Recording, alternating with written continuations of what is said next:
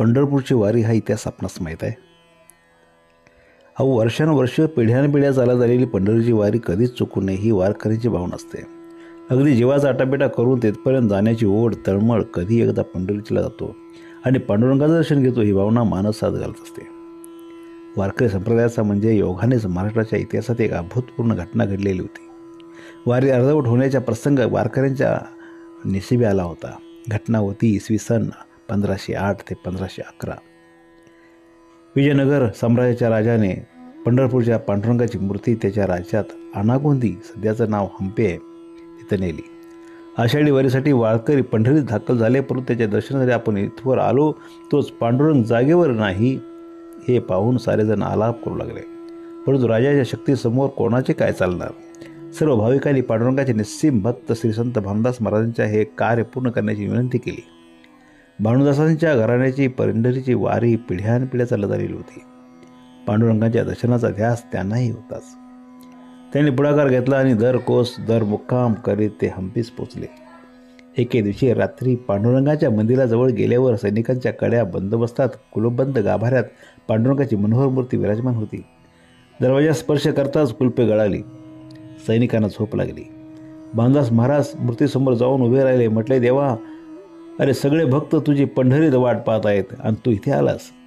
तुला इथे सर्व राजोपचार प्राप्त होतील, परंतु पंढरीत प्राप्त होणारा भक्तांच्या भक्तिप्रेमास तू मुकशील. चल माझ्या समेत. दोघांचा काही संवाद झाल्यानंतर भगवंताने आपल्या गळ्यातील तुळशीची हार भानुदास महाराजांच्या गळ्यात घातला. बरोबरीने नवरत्नाचा एक हारही त्याच्या गळ्यात घातला. महाराज बाहेर पडले. परिस्थिती पूर्वत झाली. सकाळी राजा काकड आल्यानंतर त्यांच्या लक्षात आलं की देवाच्या गळ्यातील नवरत्नाचा हार गायब झाला आहे. शोधाशोध सुरू झाली. राजाने फरमान सोडलं की जो कोणी चोर असेल त्याला सुळाव चढवा. पाटे तुंगभद्रा नदीच्या तीरावर भानुदास महाराज स्नान संध्या करत असताना त्यांच्या गळ्यात असलेला नवरत्नाचा हार चमकला. तो सापडला. या भावनेने राजाज्ञेप्रमाणे भानुदास महाराजांना सुळावर देण्याचं नियोजन झालं, परंतु चमत्कार झाला. कोरडी काष्टी अंकुर फुटले, येथे झाले विठोबाचे. सुळाला पालवी फुटली. बातमी राजापर्यंत गेली. पांडुरंगाच्या नियोजनानुसार त्याच्या भक्तांचा छळ झाले असते ते क्षणभर राहायचं नाही. याप्रमाणे पांडुरंगाच्या अंगुष्ठ एवढे रूप धारण केलं व संत भानुदास महाराजांच्या पडशीत बसले. दोघे पंढरीच्या दिशेने निघाले. पंढरीच्या वेशीवर आल्यानंतर वारकऱ्यांना संत भानुदास महाराजांनी पांडुरंगाच्या आणल्याची सुवार्ता कळली. दोघांच्या या स्वागतास रस सज्ज झाला. वारकऱ्याचा आनंद गगनात मावेना. पुंडलिक वरदा हरिविठ्ठलीच्या गजराने पंढरी दुमदुमली. वारकरी दिंडी घेऊन दोघांच्या घेण्यासाठी तिथपर्यंत आले. पुष्पवृष्टी झाली. स्थानिकांनी सडा सारवण केले. सुवासिनीने पाय घड्या घातल्या. ओवाळे वेशीजवळ आल्यानंतर पांडुरंगाचे आपले मूळ रूप धारण केले. पांडुरंग पंढरीत आले. तो दिवस होता कार्तिक एकादशीचा. पांडुरंगाने पुन्हा येथून बाहेर जाऊ नये म्हणून भाविकांच्या विनंतीवरून संत भानुदास महाराजांच्या हस्ते प्रदक्षिणा मार्गावरील काळ्या मारुतीची स्थापना करण्यात आली.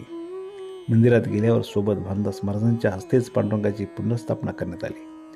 पांडुरंगाने भानुदास महाराजांना आशीर्वादारूपी 2 वर दिले की तुझ्या वंशात मी जन्म घेईन व तू अखंड माझ्याजवळ असशील. त्याप्रमाणे संत भानुदास महाराजांचे पुत्र चक्रपाणी आणि त्यांचे पुत्र सूर्यनारायण व त्यांचेच पुत्र शांतीब्रह्म संत एकनाथ महाराज होय. अर्थात संत एकनाथ महाराज हे संत भानुदास महाराजांचे पंतू.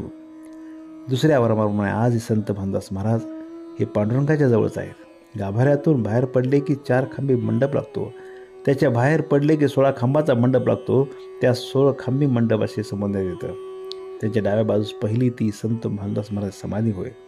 संत भानुदास महाराजांनी आषाढ शुद्ध 14च्या तिथीस समाधी घेतली.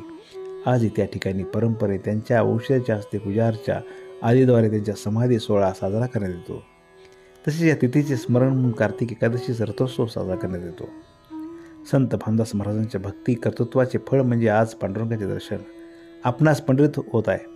म्हणून आजही पंढरपूरला जाऊन आपण वारी करतो. नुसता हंपीची वारी करावी लागली असती. संत ज्ञानेश्वर अधिकारी संतांनी पंढरीचा जो महिमा लिहिला आहे तो गाता आता नसता तर संत एकनाथ व संत तुकारामाच्या पंढरीवर अभंग लिहिता आले नसते.